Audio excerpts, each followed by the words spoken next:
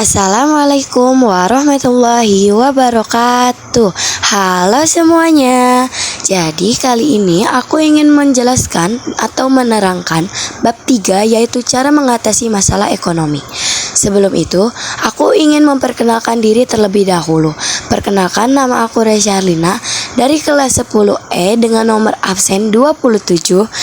Dan bab kali ini aku bahas tentang mata pelajaran ekonomi dengan guru Pak Heru Setio Winarso. Nah teman-teman, jadi di bab 3 ini terdapat daftar isi materi, yaitu terdapat tujuan pembelajaran, menentukan pilihan yang tepat, memanfaatkan biaya peluang, skala prioritas dan pengelolaan keuangan, mengatasi masalah ekonomi mikro dan makro, dan yang terakhir yaitu sistem ekonomi. Nah, yang paling pertama yaitu ada tujuan pembelajaran. Dengan mempelajari bab 3 ini, Anda diharapkan mampu menentukan pilihan yang tepat, memanfaatkan biaya peluang, menetapkan skala prioritas dan mengelola keuangan, menjelaskan cara-cara mengatasi masalah ekonomi mikro, menjelaskan cara-cara mengatasi masalah ekonomi makro, dan menjelaskan sistem-sistem ekonomi sebagai solusi masalah ekonomi. Lalu, setelah tujuan pembelajaran, terdapat nilai dan karakter bangsa.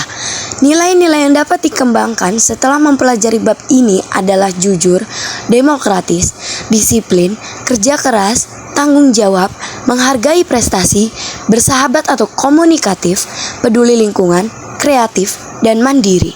Dan yang terakhir, pada bab ini terdapat kata kunci, yaitu yang pertama, masalah ekonomi, yang kedua, ekonomi modern, ketiga, sistem ekonomi, keempat, pelaku ekonomi, kelima, ekonomi mikro, dan yang terakhir, yang keenam, yaitu ekonomi makro.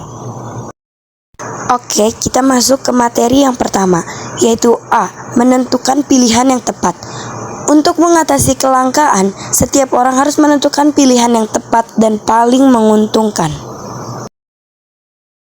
Materi selanjutnya ada B, memanfaatkan biaya peluang. Biaya peluang adalah segala sesuatu yang dikorbankan untuk mendapat sesuatu. Biaya peluang dapat menjadi dasar pilihan. Selanjutnya yaitu materi C, skala prioritas dan pengelolaan keuangan. Yang pertama-tama kita akan bahas yaitu skala prioritas lebih dahulu. Skala prioritas adalah kebutuhan yang lebih penting harus didahulukan pemenuhannya daripada kebutuhan lainnya. Skala prioritas terbagi menjadi 3. Yang pertama yaitu prioritas pertama, terdapat kebutuhan primer dan kebutuhan sekarang. Lalu ada prioritas kedua yang isinya adalah kebutuhan sekunder dan kebutuhan masa depan. Kemudian terdapat prioritas ketiga, yaitu isinya tentang kebutuhan tersier.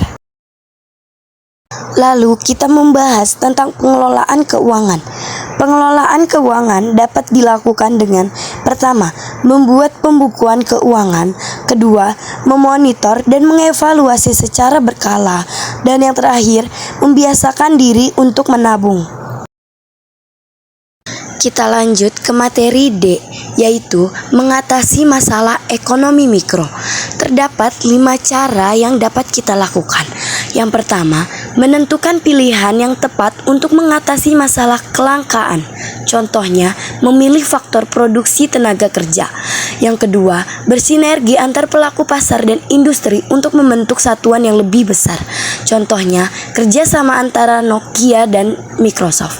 Lalu yang ketiga, membentuk kesepakatan di antara produsen dan konsumen. Kemudian yang keempat, menggunakan teknik analisis ekonomi mikro. Dan yang terakhir, yaitu pemanfaatan analisis biaya peluang dalam rangka menentukan pilihan.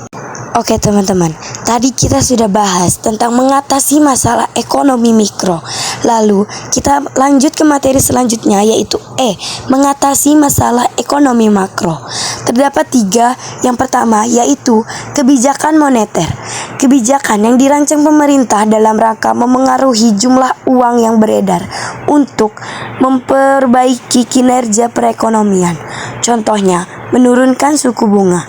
Lalu yang kedua yaitu kebijakan fiskal. Kebijakan yang bertujuan memengaruhi jumlah pengeluaran dan penerimaan pemerintah. contohnya sektor perpajakan. Dan yang terakhir yaitu kebijakan dengan arah harga barang murah dan bermutu. Kebijakan dengan arah harga barang murah dan bermutu, contohnya pemerintah menyediakan infrastruktur jalan yang baik. Nah, kita udah sampai di penghujung materi nih teman-teman. Oke, yang materi selanjutnya yaitu F, sistem ekonomi sebagai solusi ekonomi. Sistem ekonomi terdapat 4. Lalu kita bahas yang pertama dulu yaitu sistem ekonomi tradisional. Sistem ekonomi yang diterapkan oleh masyarakat tradisional. Ciri-cirinya yaitu pertama, teknik produksi dipelajari secara turun-temurun. Yang kedua, modal sedikit. Yang ketiga, pertukaran dilakukan dengan sistem barter.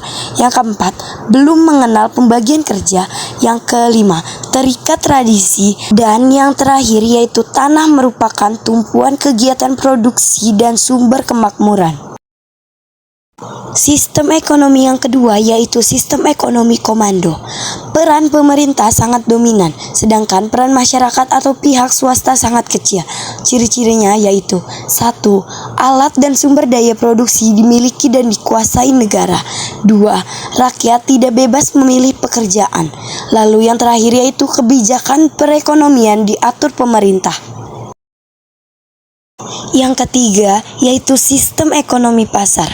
Sistem ekonomi di mana kegiatan ekonomi seperti produksi, distribusi, dan konsumsi dilakukan oleh swasta.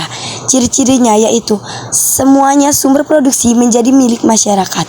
Pemerintah tidak ikut campur tangan secara langsung dalam kegiatan ekonomi.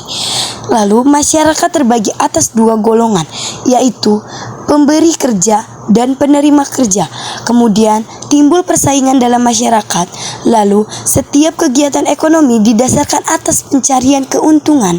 Dan yang terakhir yaitu kegiatan ekonomi selalu mempertimbangkan keadaan pasar. Lanjut, sistem ekonomi yang terakhir yaitu sistem ekonomi campuran. Sistem ekonomi di mana pemerintah dan swasta saling berinteraksi dalam memecahkan masalah ekonomi. Oke teman-teman, segitu saja materi bab 3 cara mengatasi masalah ekonomi dari saya. Kurang lebihnya mohon maaf. Wassalamualaikum warahmatullahi wabarakatuh.